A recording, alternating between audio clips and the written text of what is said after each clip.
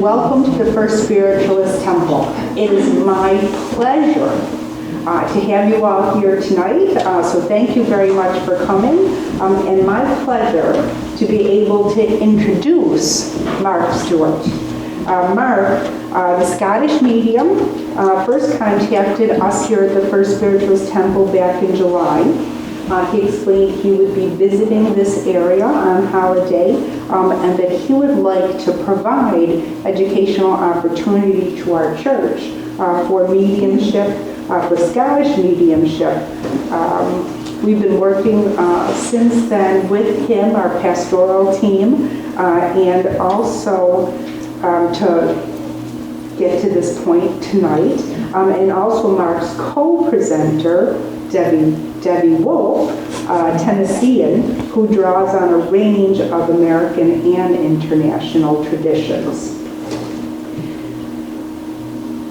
Marc combines his deeply historic Scottish roots with broad international contemporary experience. Marc's home base is Pennycook, near Edinburgh, Scotland, and he is trained in a number of historically significant spiritualist churches and enriched his work with travel across the United States, China, and Pakistan.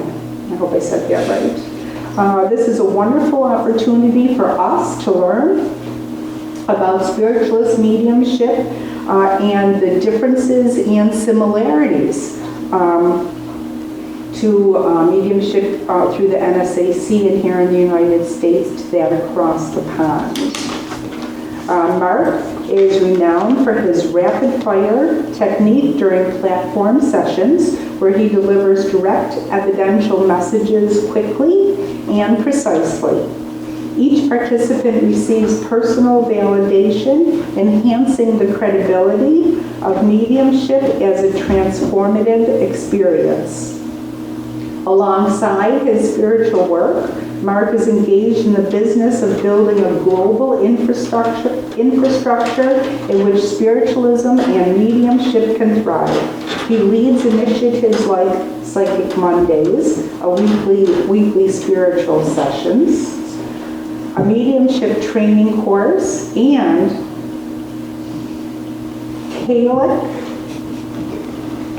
I'll explain when I... Thank you. I'm like, tailored marketing, which offers tailored marketing solutions for spiritual businesses. And many of us are from different spiritual churches here tonight, so thank you for being here as well. You can learn more through the internet search by searching for Marc Stuart Medium. With his unique blend of local tradition and international insights, Marc Stuart provides spiritual guidance and professional growth opportunities, catering to a diverse and global clientele seeking meaningful spiritual connections. If you please give a warm welcome to Marc Stuart.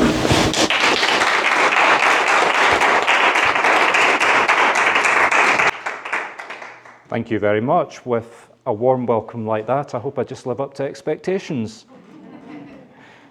Okay, so my name is Marc. Before I get started, I am looking for 2 or 3 volunteers. Now, to volunteer, you have to be a platform experienced medium. Does anybody want to volunteer? Okay, ladies, so what's going to happen, just to confirm, you both worked on platform. Okay, I'm going to speak for about an hour, giving you some history as to why Scotland is different, giving you some numbers and explanations as to how Scotland compares specifically to New York State. Then I'll stop for the break. I'll work with the 2 volunteers. I'll give you a quick 10-minute crash course in Scottish mediumship. Then the 3 of us will come up on platform for the second half. I'll work for maybe half an hour, try and get around as many people as I can, and then the 2 of you will work, but following the methodology that I teach you in those 10 minutes. And I'll warn you, I'll break your fingers if you don't follow the way that I tell you to work. Okay. Now, I also want to warn you that I've got a very sarcastic sense of humour. I picked up 3 books this afternoon, which I think are very appropriate. The first one is about religion. Oh, damn, Debbie, we're talking about Scottish mediumship today, not religion. Well, not religion. Okay, put that one away. The second one is about cults.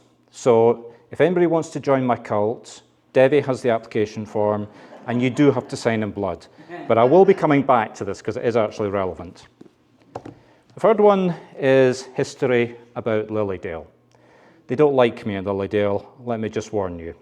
Very specific reasons. The last time I was there, I was very critical of the whole infrastructure of how Lilydale is organised, because it's the very opposite from the way we work in Scotland. And I'm not going to stand here and criticise Lilydale, but you know, you're local, you know how Lilydale is organised, and as I explain how we're organised in Scotland, you'll see the differences yourselves. First off, I'd like to congratulate this church, because you are the first American church I have come across that works directly. Every other church, and I've worked in about 4, calls out. Now, you know the difference between calling out and going direct. Anybody here not know the difference?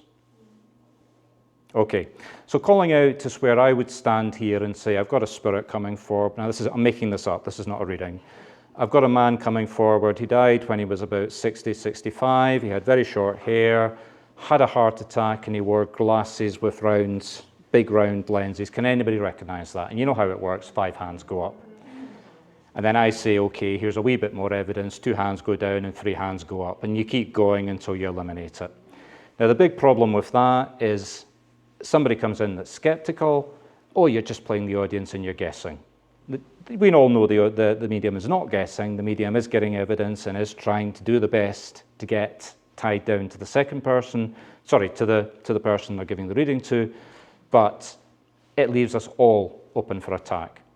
Working direct is, I come to yourself, I've got a woman coming forward, long hair, she died I can see her, she looks in her early 90s, she's wearing a very floral dress. Does this, and obviously you would say yes or no, or maybe, and I would keep going with you until we tied it down and you were happy, and then I would give you the message. So that's the difference between the two. So coming back to what I said, to find a church that actually works directly, wow. However, there are some other differences. I had a conversation with the church president before we came in, and there are a few significant differences to the way that we organise in Scotland and the way that you work. So let's go back into history. Let's start with my cult book. Quick question for you before I upset anybody. Is there anybody here that's in MAGA? A follower for Donald Trump. MAGA, sorry, excuse the accent. So if I crack a few jokes about Mr. Trump, is anybody going to be upset? Okay, I'm not going to stand here and criticize your ex-leader, but I am going to use him as an example because there's a historical figure who is indirectly responsible for the way that Scotland is now organised. Mr. Trump would like to be a dictator for a day and end democracy. Now, the great historical figure that he's not basing himself on, but he's copying, is a nice man called Julius Caesar during the Roman Empire. So go back to those days. Now, apart from creating the Roman Empire and making himself Caesar, Julius Caesar did something fairly major in Europe. He conquered it. He went into France, he conquered France, bits of Spain, and he did lead an invasion of Britain, although it was a couple of centuries later before the Romans actually established themselves in England. There were 2 countries that did not fall to the Roman Empire. One of them was Ireland, which you can forget because it's tiny. The other one is Scotland. Now, why is that important? There was one tribe that occupied all of those areas called the Celts. Now, I know you're all going to say, oh, Celtic this, and you hear all about it on Facebook. Well, they were real. The Celts survived in Scotland, whereas they didn't survive anywhere else in Europe. They were enslaved, massacred, civilized, use whatever terminology you want. But the old Celtic culture, the old Celtic traditions, the old Celtic religions disappeared. Now, Scotland, that did not happen. Christianity arrived, was absorbed, the Celtic traditions and all of that carried forward. But if you look at the idea of Scottish history, and if you look at the culture, you'll see that Scotland is very different from its neighbour, England. Now, if you do a direct comparison between England and Scotland, because it's the same island, Scotland has about a population of about 5.5 million. England has a population of about 60 million. However, landmass, Scotland accounts for about a third of the UK, whereas England has 90% of the population crammed into half to two, just probably about 60% of the landmass. So Scotland eventually evolved into what we call the clans. You know, watch Braveheart, we're all running down the hill in our tartans, waving our swords. Well, that's a direct descendant of the Celts. Changed over the centuries, but the clan system is not modern. I mean, we're going back about 400 or 500 years now, but that is the modern embodiment of the Celts. Now, here's a little statistic for you. You know what the answer is, because I wouldn't be answering the question, but which country do you think killed the largest number of witches per capita per head of population? Anybody want to take a guess? Scotland. We industrialized killing witches. And I mean, we put it into the law. We had lawyers, literally lawyers, that specialized in prosecuting people for witchcraft. Now, it was an overreaction. Why did we kill so many people? Not because we had mediums running around that were all condemned as witches, although, think about it, if you did anything like you would do in our churches today, you ended up getting burned as a witch. But the culture overreacted because there were so many mediums or people with psychic abilities. They just did it slightly a wee bit over the top. Look at modern historical figures over the last couple of hundred years. The most famous one, of course, is Sir Arthur Conan Doyle, the author of Sherlock Holmes, you know, the man that toured the world, etc. He was born in my home city of Edinburgh, Scottish, through and through. My father was in America, about when he was mid-20s, so I mean, we're going back a lot of decades. And he was staying with a pen pal friend who was a teacher. So the teacher said, come into my class, and you know, obviously he did. And one of the pupils put the hand up and asked, do you have televisions in Scotland? At which point my father burst into hysterics and pointed out that Scotland actually invented the televisions. But I'll tell you something you probably don't know. The man that invented the televisions, I'm dyslexic, so excuse me if I get the name wrong, Logie Baird? I think so. Yeah. The man that invented televisions was a spiritualist. And in his biography, he actually wrote that he believed that a dead scientist was directing him to actually invent the television set. Now, I don't know whether that's true or not, but he certainly believed it. The significance of that, though, is very simple. Spiritualism in Scotland is everywhere. Now, I was discussing this again with your president. She's a very useful font of knowledge. And we were trying to work out how many spiritualist churches you have in New York State. So correct me if I'm wrong, but I would say you've got somewhere between 10 and 14, depending on how you define them and where they are. And of those, 4 or 5 of them are in one location, Lilydale. Remember that book I described at the beginning? Anybody want to take a guess at how many we've got in Scotland? Come on, get involved. About 350. Now, consider that Scotland has a quarter of the population of New York State. So you've got about 19.4 million, we've got 5.5 million. You come to Scotland as a tourist, go anywhere, walk along the high street, stop somebody and say, where's the spiritualist church? It might take 2 or 3 people, but somebody will be able to direct you to the local spiritualist church. So that's the first difference. Huge. Spiritualism as a religion. I'm not talking, you know, my spiritual journey, etc. I'm talking actual what you do here as a church. Spiritualism as a religion in the UK is the 7th listed religion. And that's after Christianity, Judaism, Muslim, Hindu. So those are the top 4 religions. I don't know what 5 and 6 are, but we're at number 7. So in our culture, spiritualism is just accepted. Not everybody will say, oh, I'm a spiritualist, but just about everybody you speak to will accept life after death. They will accept that you're a medium, and yes, there's always going to be skeptics, and there are always going to be people that will attack you because of it, but not on the scale that you have here. It's just accepted, it's normal, it's part of the culture. So that's the first difference. The second difference is the way our churches are actually organized. Now, I'm going to speak in general terms because obviously there's a lot of churches and not every church is the same. And I'll compare it to you here, and I'll compare it to other churches that I've worked in. So I'm going to do like 3 comparisons. So coming back to the 2 mediums that work on platform, between the 2 of you, how many minutes in a typical service would you work up giving messages?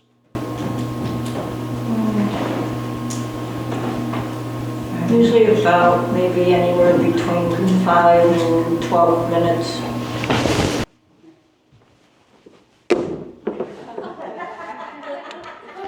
You come to Scotland, you'll be expected to work for 50 minutes. How many messages would you give in that 5 to 10 minutes? 3. You come to Scotland, you'll be giving a minimum, and I stress minimum, of 10 messages. If I was working today in a church service, every single person would leave with a message, but that's just me personally. Not every medium is the same. Some mediums give fewer messages, some mediums give more messages. But it's core to the church service.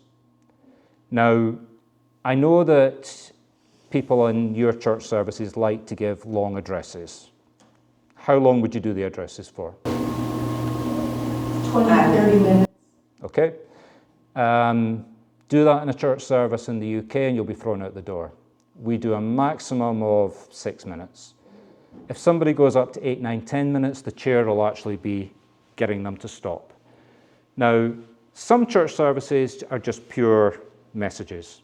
Some church services are very religious, so they'll have hymns, they'll have singing, they'll have a reading, etc., just as you would here and just as you would in any other church service of any Christian religion.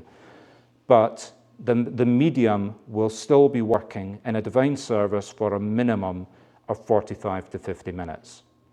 Now, the president was also telling me that the person chairing the meeting, their purpose is to try and get the medium to work longer. So again, coming back to the church mediums, have you ever had the church chairman trying to get you to give another message? Right. In Scotland, the function of the church, the chairman, is to stop you. Because once you start working, you just keep working and you don't stop. The number of times that I've had somebody tap me on the shoulder and say, Mark, just one more message and stop. Usually I'll turn around and say, but there's 5 people that still got a message, just give me another 10 minutes, please. So that's the second difference.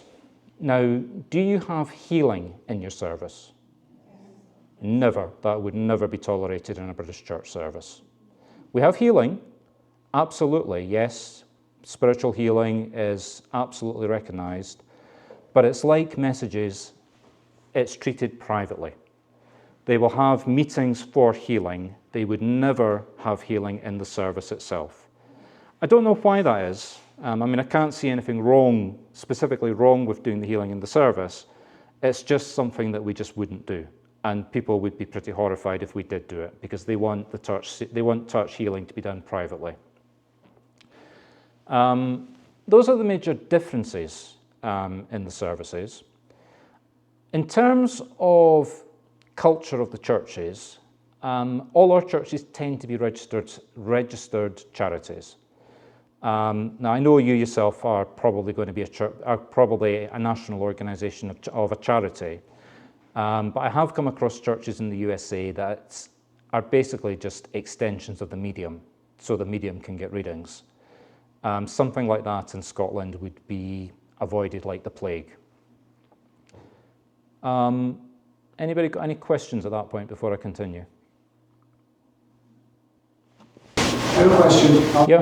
When you were describing the healing being a sort of a side with an individual? Are there people designated in the Scottish Church who are the healing people that perform those kinds of functions, or does everyone expect this? To become a healer in Scotland, there's a national organisation which is recognised to the point where it'll be accepted in hospitals. Not as part of your medical treatment, don't get me wrong, I mean, don't take that too far, but for example, most hospices will allow healers in to give treatments to the people that are terminally ill. It takes 2 years to sit the study course and the exams to be allowed to do healing. And you're then certified and licensed, and you have to renew that license I think it's every 2 years, but don't quote me on that because I'm not a healer myself. You can't, obviously people that are learning how to do it will do it in the churches. And much like mediumship, I mean, if I was training somebody, if I was working in your church, and if I was running a circle, okay, let's go back a step, because I'm jumping into another area. But in summary, yes, it's qualified, it's certified, it's recognised. If people come in to get healing and you're being trained, then obviously you might go in with the healer for that church, if that makes sense. Does that fully answer your question? Yes, thank you. Okay, right, so that's the next difference. Because we've got so many churches, how often do you come to this church service and you see the same small group of mediums week in, week out? That never happens in a Scottish church. Every week it's a different medium. So the mediumship training is done in the churches. I mean, I'm assuming that you have circles, you have a circle leader, and you'll be learning how to do mediumship in the circle. Everybody's familiar with that concept? Right. So what then happens is you get like an associate status with a working medium, and that medium goes to different churches every week. So when I was doing church mediumship pre-COVID, I was doing an average of 3 different churches a month. And then towards the end, I had somebody that came around to church services with me. And when I was learning to do it, I was assigned to a church medium who was going around churches, and I would go with her. And what would happen is the church medium would come up, would work, and then I would come up towards the end and work. Now, if you go to a church service, it's a different medium that comes every week. I don't know how many trained church mediums there are, but I mean, it doesn't take rocket science to work out that if there's 50 of them all working every Sunday or whichever day you've got a church service, multiply that by 300 churches, you're probably talking about a couple of thousand of recognised trained church mediums going around those churches across the country. Now, let me ask you another question. How often do you have your divine services? Weekly? Okay, well that's good. I know of at least 3 churches in Edinburgh that would have 3 meetings a week. How many people do you get to a typical church service? 25, 30. Yeah. That would be described as a tiny service. I know one church that I worked in that I was associated with for a couple of years. The building is a quarter this size, and they would be turning people away every Sunday, and they would be seating 60 to 70 people at every service. And the vast majority of those people are not church members. Those are people just coming to the church. It's cultural. Every church, it opens its doors. Every church is part of the community. And I'm assuming you do the same things here, but you'll have your fairs, you'll have your events, you'll be advertising, you get people to come in. And it's ongoing, it's rolling. Another big difference, how to put this politely. We don't have, coming back to my cult, we don't have the extreme religion, Christian religions that you have. So yes, there are churches that are anti-mediumship. I mean, everybody has that. But even the Catholic Church is kind of accepting of mediumship. I know a church minister from a Christian church who is a member of a spiritualist church and actually goes there to get readings. Anybody come across anything like that here? I do. I've got me on. I go to Catholic church, Mass every Sunday, and then afterwards I go to church with my mom. Okay.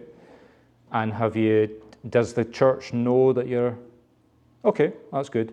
Yeah, they know that I go to spiritualist services and they're okay with it. Okay, excellent. But would you do that to an evangelist church? No. Okay. Seventh-day Adventist, no. Yeah.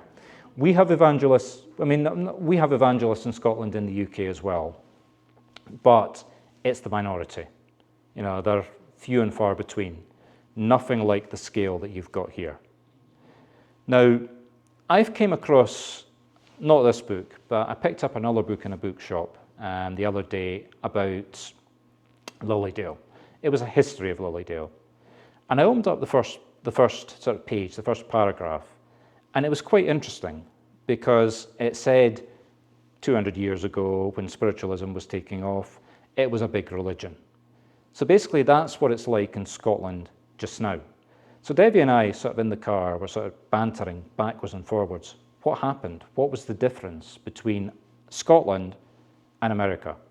Well, there's two differences. There was the first difference that I covered with our history because of the cultural background with the Celts carrying forward into our modern culture, and we don't have the religious rejects from Europe that were all sent over to America because we wanted rid of them.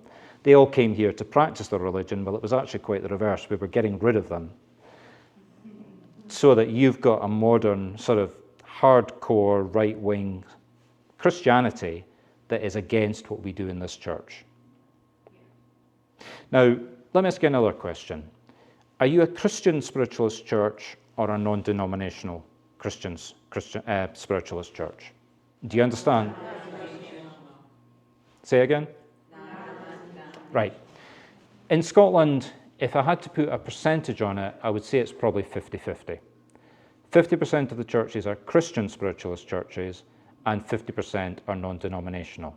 Now that doesn't mean to say that someone, let's say, who is Jewish would not be welcomed to a Christian spiritualist church, but you would have Jesus up on the wall. Whereas in the non-denominational church like here, you wouldn't have a picture of Jesus up on the wall or talking about... Oh, we do. You do? Okay. Fair enough. But you understand the difference. You understand what I'm saying between the difference. Yeah. Well, just to be clear, he's a little controversial.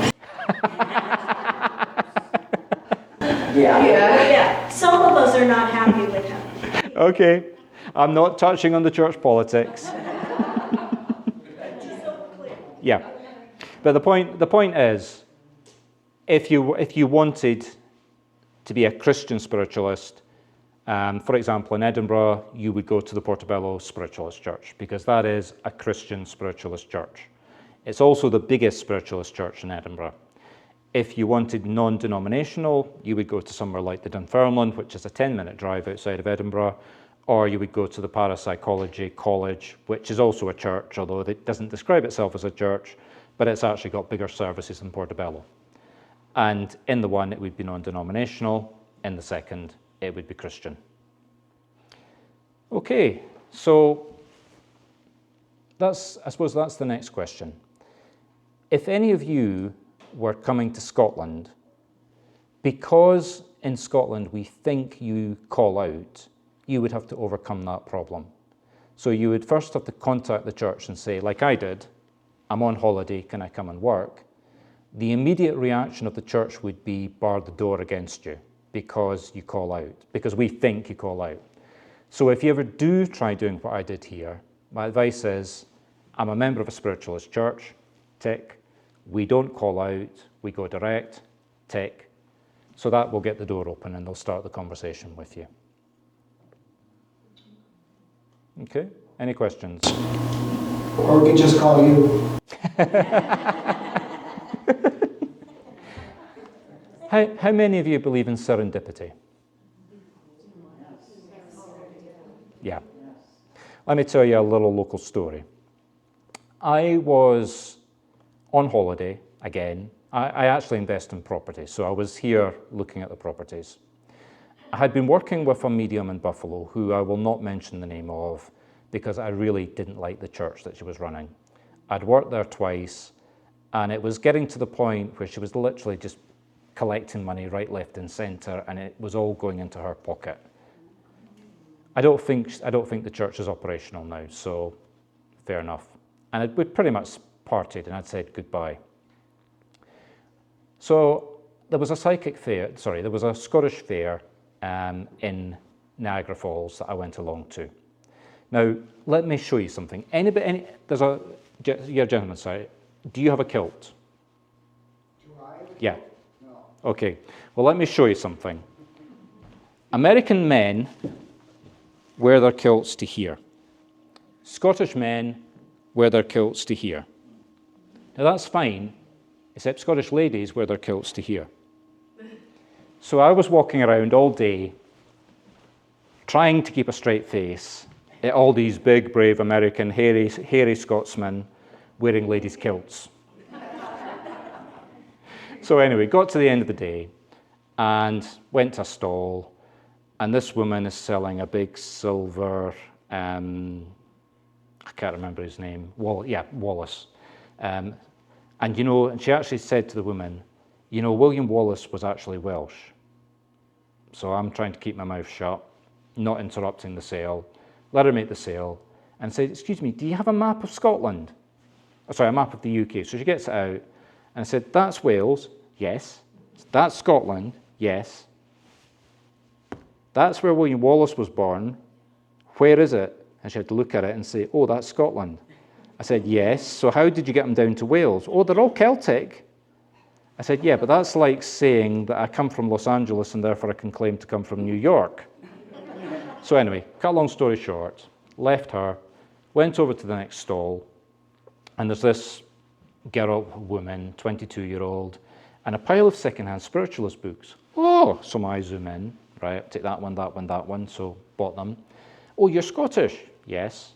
I'm Scottish as well. Now everybody at this event is saying they're Scottish and asking, do I know their ancestor who lives in a city of 1 million people 5 miles away from where I stay? So turns out her grandparents were actually Scottish, but she'd been brought up in America and she went home every year. Okay, fine. So of course the conversation proceeds. What are you doing here? I'm a medium. Oh, stop. And she disappears behind a curtain. And then this woman comes out half an hour later. Now, you know how when you meet somebody, you'll know this yourself. Spiritually, you know they're the real thing. So the woman's name was Patty Valentine. Anybody know Patty? Okay. Well, she lives in Fredonia, just fairly close to you know where. So she said to me, oh, you've got to come to my shop. So I said, okay, fine. So she was expecting me never to turn up. But what she didn't know was that the president of one of the churches was taking me out for lunch on Wednesday. So I said, okay, I'm going to be in the area on Wednesday. Can I drop by in the evening? Oh, yes. So dropped by where she was running a circle and sort of sat through the circle, trying to keep a straight face, and said, you can't do it this way. What do you mean? Showed her how to do it, and then said, you've got to come to Scotland. Not expecting 6 months later that she was going to turn up in Scotland. And I arranged for her to go to about 5 churches and sit in 3 circles and work on platform, exactly as you shouted up at me. And we've been the best of friends ever since. Now, she then came back and basically threw at me, Mark, you've got to come over and train people. And that's basically where that long blurb that was read out at the beginning began. Okay, so that's where we are today. What's different about how a medium works to how you would work? They don't call out, they go direct. Now, when a medium comes up here on platform, do they ever shut their eyes and go like this to connect to spirit? Some do. Yeah. Some. Yeah. The next time you see them do that, wallop them on the face. Because that's wasting time. When you connect to somebody, you look at them. There's 3 people involved in the connection: the sitter, the medium, and the spirit. Now, the second difference, which I'll be going over with the people that come up, is, well, actually, I'll ask the two of you. If you were going to give a message direct to somebody, how would you know who you were going to? The Spirit tells me who to go to. Okay, so you stand and you let Spirit guide you. No, I tell Spirit who I'm going to. So I say to Spirit, I'm going to work my way along this row, and that row, and my guides will have the spirits waiting for me. So you're basically waiting to get the evidence before you go to somebody. Correct? Usually I go to someone before I get the information. Right, excellent. But you wait for Spirit to tell you where to go. Yeah. So you're playing it safe. If you understand? Yeah, that's fine. I'm not criticizing. I'm just trying to give the difference. The difference with the way we do it in Scotland is we would basically like ground ourselves, clear our heads, and then go straight to the person and have the faith that the Spirit was waiting for us. Yeah? Mark, what would like inspire you to go to a certain person? Nothing. No. I would just go. Now, sometimes Spirit will guide you. Like, here's an example. I was working in a church service last year, and I got purple cardigan in my head. So there was a woman sitting staring in front of me with a purple cardigan. So obviously, couldn't see anybody else with a purple it was a pink cardigan. Couldn't see anybody else with a pink cardigan, so obviously I had to go to her. Da da da da da. No, no, no, no, no. Da da da da da da. No, no, no, no, no, no. Da da da da da da. No, no, no, no, no, no, no, no. And then somebody at the very, very back, who was sitting sideways with a coat on, stood up. I can take all of that, coat flies apart, and guess what she's wearing? So sometimes it works like that. But generally, I would just go to somebody, and then Spirit would connect and give me the evidence, much like you're doing. But I would work fast. Now, let me ask you another question. You go to somebody, let's say you give them 3 or 4 bits of evidence. Would you just keep going giving them the evidence? No. Okay, where would you stop? Wherever the Spirit lets me, give out the information. They describe themselves to me first, which I give to the person, and then I give them whatever message they're supposed to receive. Okay, yeah, that's good. Because quite often I see mediums working, and they go to somebody, they get a weak connection, they then go to the next person, they get a strong connection, they play it safe, and they stay with that person. And they just keep going on and on. I once saw a woman work for 15 minutes with a private reading, basically, with one sitter, and she couldn't stop. She just kept going on and on and on and on and on. And she got to the end, and the message was like 60 seconds, and the evidence was 15 minutes. Now, that's an extreme example, but you see that all the time. So if I'm training somebody, I do exactly as you've just described, 3 bits of evidence, ask for confirmation, yes, give the message. So that keeps it short, clear, sharp, next person. Any questions about that? Okay, let me ask you a question. How are your circles organized? How are the circles organized? Yeah, how do you organize a circle? So different circles work differently. The circle that I have been in, we have a set times, set dates, pretty much everybody makes sure that they're there, and then we open the circle, and then we kind of decide beforehand how we're going to work, whether it's going to be automatic writing, whether it's going to be table tipping, whether it's going to be mental mediumship, those sorts of things. Okay, so here's a big difference between your circle and our circle. Our circle only does one thing, mental mediumship, full stop. How many people here have experienced physical, like you've got physical tools over here. How many of you would do physical mediumship? How many have done it? Or how many would do it, experienced it? I mean, yeah. Physical mediumship is almost non-existent in Scotland. Don't get me wrong, there is physical mediumship. I mean, I know of one, I think I know of one circle that does physical mediumship in Scotland. It's literally not, it's not non-existent because that contradicts what I've just said, but every circle is mental mediumship. Now that's not to say we don't use cards, it's not to say that, you know, we don't use tools to teach mental mediumship. You don't use cards. Now, let me be absolutely clear about this. When I say cards, I'm talking about a teaching tool, not cards, yeah, not tarot, not sort of teaching people to read a message in the card.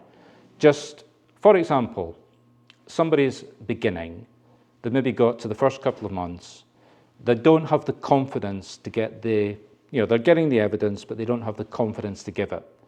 What I would do is I would use cards to get them to get spirit to guide them to see something in the picture and then wean them off it.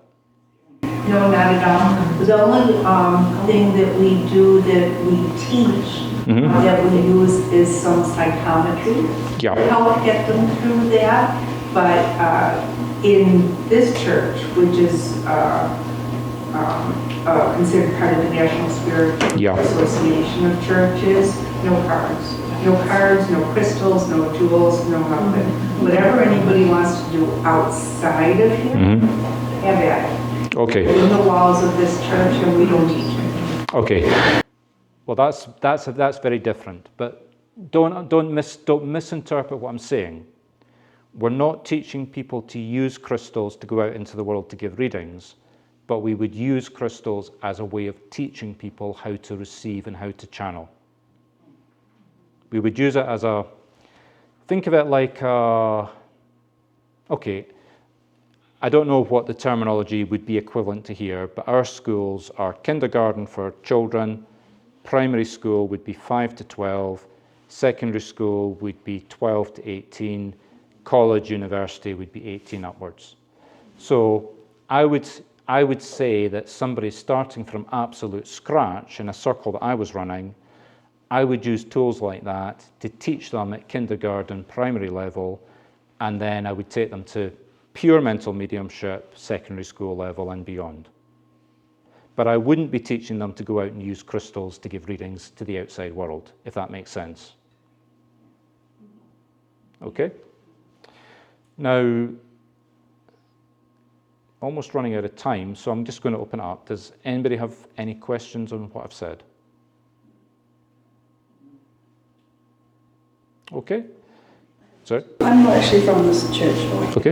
But you talked about something. Is that what you were talking about? Yes. I don't know what it is. Do you mind just to explain? It's a tool that's used for physical mediumship. I don't know what physical mediumship. I don't do physical mediumship either, so you'll have to ask the people in the church. So I know in the beginning we talked about you doing like Psychic Mondays. What do you do for that? Basically, it's the only day that I've got free to give readings. So I basically just said, hold on, Monday is Moon Day. So I branded it, and let's go back a step. When I was introduced, like my business, when I work in spiritual, I've got 3 different ways of working. As a medium, clearly, training, I train people to do what we're talking about, mainly targeted America. You're exceptionally lucky, you've got a church in the community. Devi, for example, lives in the middle of a big bit of the map that's got no spiritual churches. So I earn a living by targeting people living in those areas and teaching them Scottish-style mediumship, what we've been talking about. Now that's fine. Devi or another becomes a medium. How many people do you see on Facebook trying to get clients? Yeah. So my background is in marketing. So I run part of my business as Cailleach, which is the Scottish goddess that created the world, going back into Celtic mythology. So for obvious reasons, it's a mass female marketplace. It's a perfect name. I use that to brand myself. And when I'm working as a medium, I brand myself as Psychic Mondays just for the simple basis that I only do readings on a Monday. So that's where the name comes from. Do you do those online? Yes. So if you were going to book me, you would go to my website, you would click Psychic Mondays, that would bring up a diary, and you would book a time to book a reading for me. And I'm not doing that to advertise myself, but that's just to answer your question. Because like you said that you do teach Americans, like how would we sign up for something like that? Again, I've got another website. I've got 1, 2, 3, 4, 5 different levels that I would teach you at. Spiritualism in 6 months is basically where I would take you from standing start, and you would have to do 15 hours a week for 6 months.